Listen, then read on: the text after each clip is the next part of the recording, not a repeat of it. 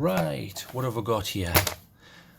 I'm looking forward to this one. This is another from On the Road. Now, I'm a big supporter of On the Road because if you remember, a while back, if I can find it, I tried the M3 by On the Road and I was highly impressed. I give this a high rating. Essentially, I mean, this is the longer version. This is the Olight S2 Baton, but if you imagine the smaller version, if you look at the design, you know, it's basically the same light, isn't it? But for half the price. I mean, they've added a few heat sinks, fins there, but it's basically the same light for half the price.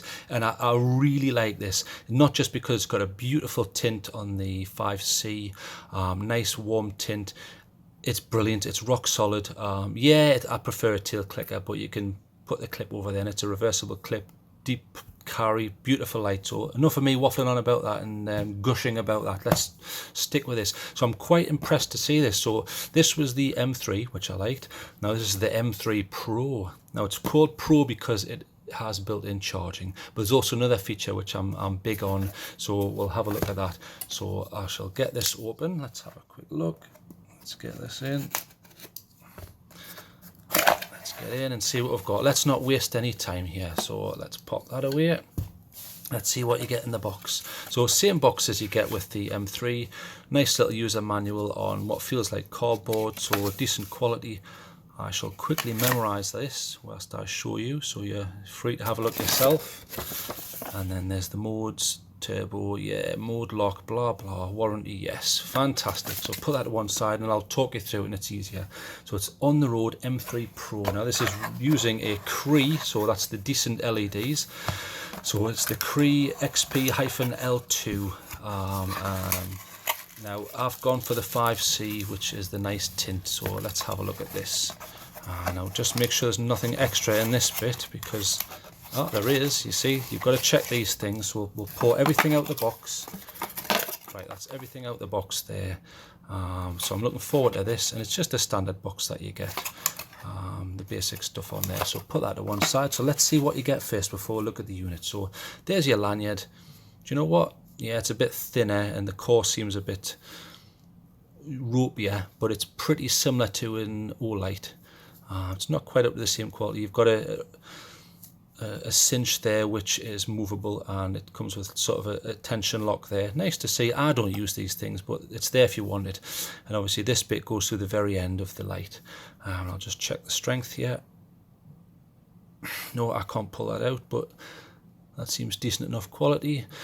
Handy to have in the box. Let's see what else you get here. So there's some O-rings here which are handy to have. Now the O-rings just go between two machined parts, so there'll be threaded parts which come together to provide waterproofing.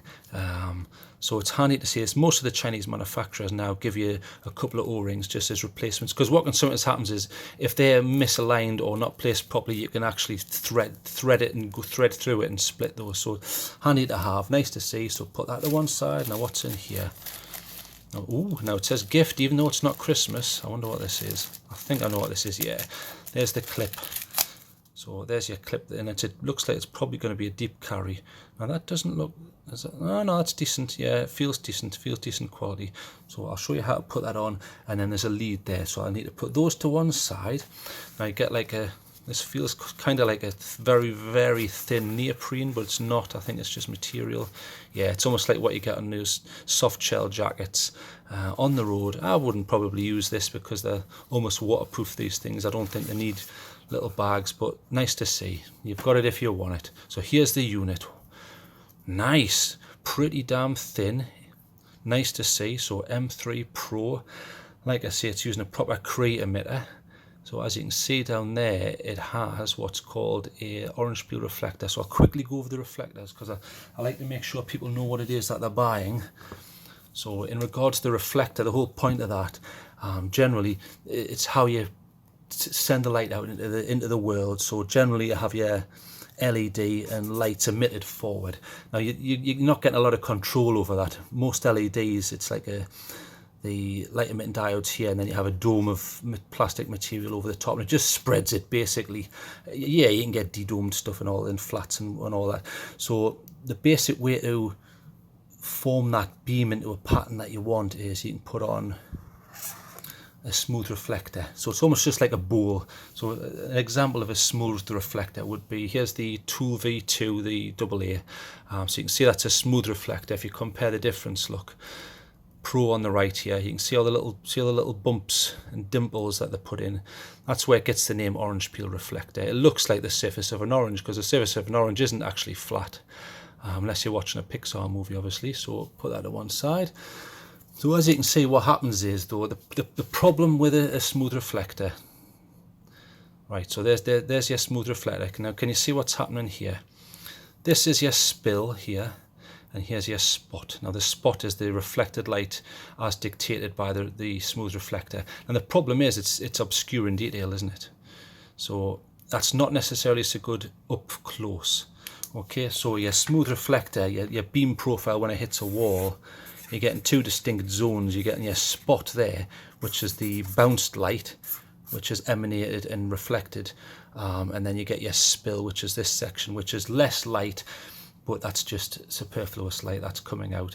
Now, like I say, it's not necessarily so good for close-up. So one way around that is, if you use an orange peel reflector, you're getting less of a pronunciation of the zones.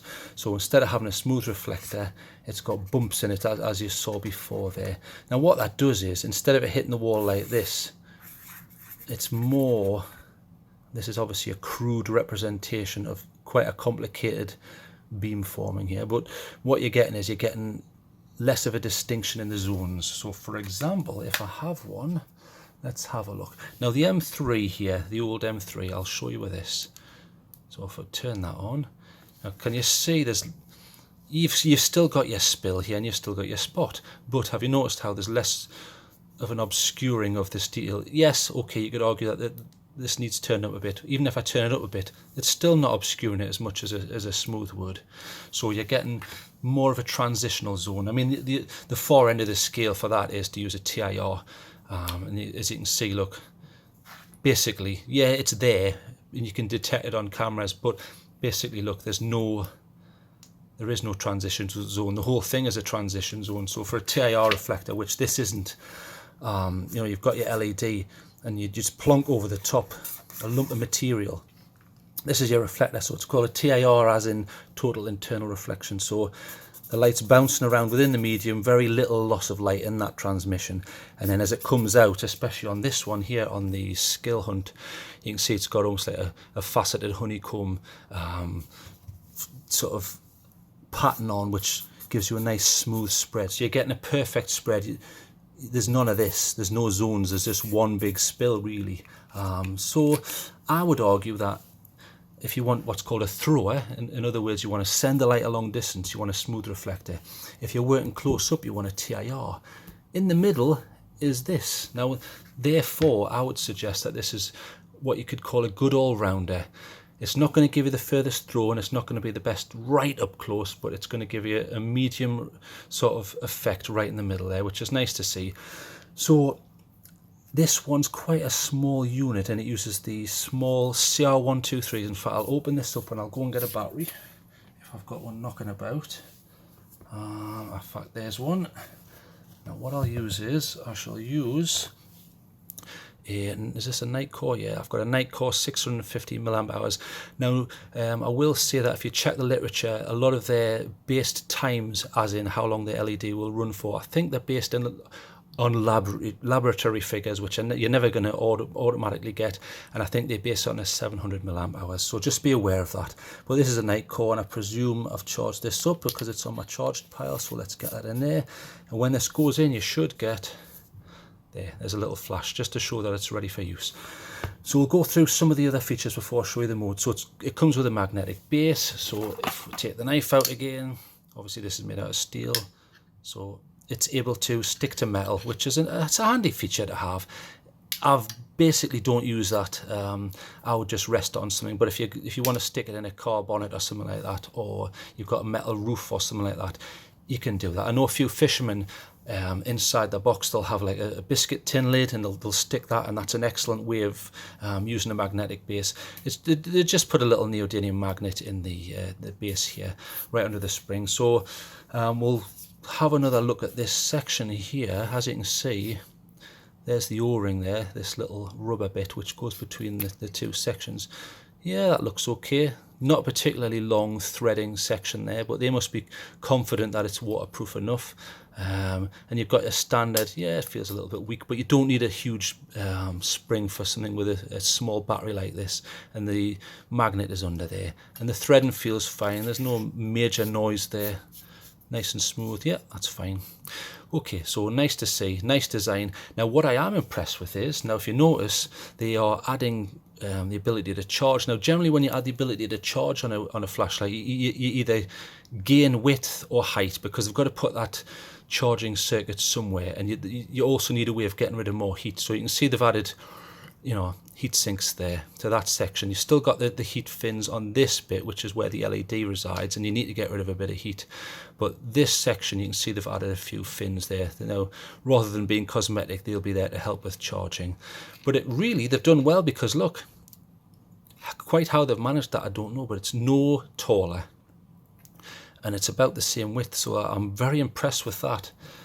You know, like I said, generally when you get something with the ability to recharge, it loses its aesthetics because they make it fatter and head heavy and things like that. But they haven't done this with this. The only problem with this one is, even though you've got the magnetic base, and it actually comes with a 2 meter drop rating. So if you drop that on concrete from 2 meters, you should be okay, which is good, because some of them only come with like a 1.5 meter drop rating. So nice to see. The only problem is, I notice I like an IPX8, so this is an IPX8. So for example, if I drop that in 2 meters of water, isn't going to be a problem, as long as you've got this all tightened up. Waterproof. Now this isn't necessarily what I would call waterproof. Instead of being IPX8, it's classed as IPX6. Now the reason for that is the charging port. So unfortunately, they've chosen to use one of these daft flaps. I'm not the biggest fan of them, but I'll put up with it because it's on the road. But I will probably take a mark off, because I don't like this. Why they can't do what other manufacturers have done, and I'll show you. For example, here's a hiker light. Now look, there's no silly flaps on this. Why? Right, they've quite cleverly put the charging port behind an O-ring and a threaded section. See? So when that's screwed up, ready for use, it's waterproof. Now, why can't other manufacturers do that? I find that annoying. All these little flaps that you can knock and then you lose waterproofing. I find that a little bit of an annoyance, and I'll probably knock off a point for that. But that's just me. A lot of people say, I don't know what you're whinging about, just, you know, don't go in the water. But I like to have that ability to not worry about heavy rain, or if you're camping and the worst comes to worst, you fall in some water. I like to have that ability. But, and it's a big but, I want to see if this charges. So let's get this open now. Now this is a first for a long time, and I'm going to have to celebrate. I whinge continuously about the fact that all these flashlights come with a micro USB. Now do you know what this one comes with? At last, hallelujah, it's a Type C. So if you notice, instead of the old-fashioned micro USB, they've actually got a Type C. So I'm sorry, but I'm going to have to do this. I'm going to have to celebrate. It's time for a party popper. So, hallelujah. Hooray! Well done on the road. I know I'm being a little bit over dramatic, but I'm absolutely sick and tired of flashlight manufacturers coming out with micro USB. It's about time. My cell phone uses USB Type C. My power bank here uses Type C, as you can see there. We really should be moving away from using micro USB now. I mean, come on, it's about time. So nice to see. Also, the benefit of Type C, not in the fact that you don't have to carry more silly cables, is the whole benefit is you can draw more current and charge faster. I mean, they quote a 700 milliamp battery charging on this in about 50 minutes, which is brilliant. Now let's see if this does charge. So I shall get rid of this rubbish and plug it in. So here's a power bank that I use regularly. So you plug that in, and there you go. So red means charging, then when it's full it should go blue. So nice to see.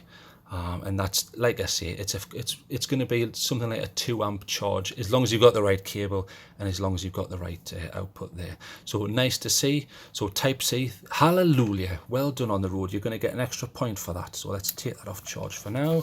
That seems to work. And I'm going to pop this clip on because I want to show you what it looks like with a clip on. So there's your clip. Not bad. So it's a deep carry. So obviously by deep carry what I mean is the top of your pocket will come up to here. And this is only going to be the bit that's protruding there. So not a lot. So I like a deep carry. Nice to see. It's not coming off. Nice and firm. Well done. And the added function, you know, I like a tail clicker because you can't put them on by accident. If you want to get around that, yeah, you can knock the button on this. Just put the clip over. There you go. It's not going to be knocked now. It can't be turned on. Even if you depress this quite hard, that section hits the top of the rim first. So that's a way of getting around that. So you've got your 2 meter drop ring, IPX6, 50-minute charge time, comes with memory mode and things like that. And it also has this. Another use for this power LED is when you get down to about sort of 10% of battery, it'll go red, and then when you hit 5, which is the danger zone, you don't want to let your batteries get too low. It'll flash red. So let's go through some of the modes.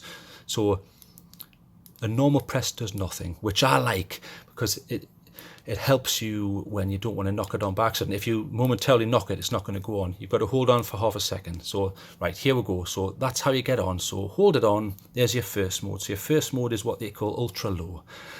So with ultra low, you're getting 5 lumens. Now, it's maybe a little bit high. I prefer 1 lumen for the ultra low, or some manufacturers call it moonlight. The reason why is because the higher that is, the more likely it is to damage your night vision, especially if you're looking at something reflective like a map. I mean, a lot of times you'll go hiking and you'll use a map with a waterproof cover, and of course it all flashes back in your face. So you'd really want a low setting. Because obviously, I know, speaking for myself, and everyone's eyes are different, but if I use sort of between 5 and 10 lumens, it ruins my night vision, and it can take me about 10 minutes to get that back. So you lose that customization to low light levels, and it stalls things, especially if it's mission critical. So, but you get 60 hours out of that, and again, that's on a 700 milliamp battery, according to them, under laboratory conditions. So just bear that in mind. And then your next mode, if you click it again, so bang, it goes straight up to 160 lumens. Now you get about 2 hours, 15 minutes, probably more about 2 hours. So that's pretty good though, pretty decent. I would argue with about 160 to 300 you can get most work done at close range anyway. So that's pretty impressive, and you're getting 2 hours out of that, so you can get a lot done, even on such a small battery. And then medium is the next mode, so click it once more. There you go, there's your medium, straight up to 360 lumens, and you get a full hour out of that, which is fantastic. So that's going to get you out of a few scrapes. And then if you do need a higher level, bang, there, that's up to high. Now they're quoting that as 720 lumens, and you're getting about half an hour. The weird thing is, if you go on the road, I think it's otrlight.com, which is the Chinese website for this manufacturer, they start quoting this at about 1,000 lumens. I'm not so sure. If you compare that to a real 1,000 lumens, I would suggest at a push you're getting 800, but I think 720 is probably on the money. That's looking about 720 to me, just from experience. I've looked at a hell of a lot of flashlights, so I'm quite used to judging these things. So I don't think they're going to get a full 1,000, but 720 is more than enough, and you're getting more than half an hour, so that's decent. And then your other modes are, if we turn that off, so on, cycle through the modes, and off. Then your second mode is double click, so bang. Now double click takes you straight up to your, what they're calling turbo or high mode. So that takes you straight to its maximum output if you needed it. There you go, so turn that off, and then you've got 3 clicks, so 1, 2, 3. Now I'll cover that up because it annoys people, is strobe. So strobe, all strobe does is it's just on off at its maximum setting. So yeah, some people would argue you could use that as a defensive measure. You probably can. I would probably say full beam would have a similar use. It's to startle an attacker, and then you can take whatever action you see is necessary at that point. Yeah, it might work, but then what do you do once they're startled? Unless you run off, you've kind of lost the element of surprise, but it's there if you want it. And then the next mode, once you're in this strobe mode, you can cycle to the next mode. There. So the next mode, it gives you sort of like a beacon mode. So you could leave that at a camp or a rally point, and it allows people to find that there. So that's like a beacon mode. And then you can cycle again within that mode. And then what it's doing there is it's flashing. So 1, 2, 3, 1, 2, 3, 1, 2, 3. It's flashing out the internationally recognized SOS. That's what it's doing. Well, as in Morse code anyway. So handy if you want it. And then it'll cycle back to strobe and then off. There's also another mode which I don't really understand what the point of it is. I kind of call it dumbing down mode. If you don't want all these modes, turn it on. Once you're in there, if you hold for 2 seconds, if you watch for the flash, bang. Right, now it goes into kind of a dumb mode, so it goes on or off. So if you want to go back to the 80s when flashlights were rubbish, there you go. There's a time travel tip for you. I don't know when I would use that, and then to turn it off, hold it again, and you're back to normal, where you can use proper modes like what adults do. So I don't understand what the point of that is. Maybe it's for giving to kids or something, and then turn off. So really, I'm pretty impressed. You've got your magnetic base, you've got your deep carry, you've got onboard charging with USB-C. Hallelujah, at last. Hooray, hooray, well done.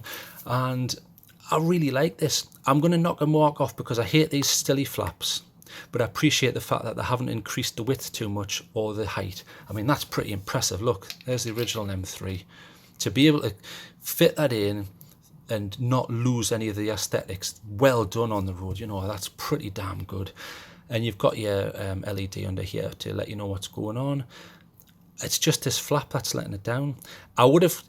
Here's the thing. If the flap wasn't there, it would have got a 9. But I'm going to have to take some off, but then put some on because it's type C. So do you know what? I'm going to bite the bullet here. I'm still going to give it a 9. I wish they would not use these silly flaps, but apart from that, it's brilliant. It's basically, the shortened version of the Olight baton with built-in USB-C charging. I mean, you can't say better than that. And I love the tint. Nice. It's one of my favourite type of reflectors. Decent Cree LED. Battery fits fine. I really like it. Will it replace this?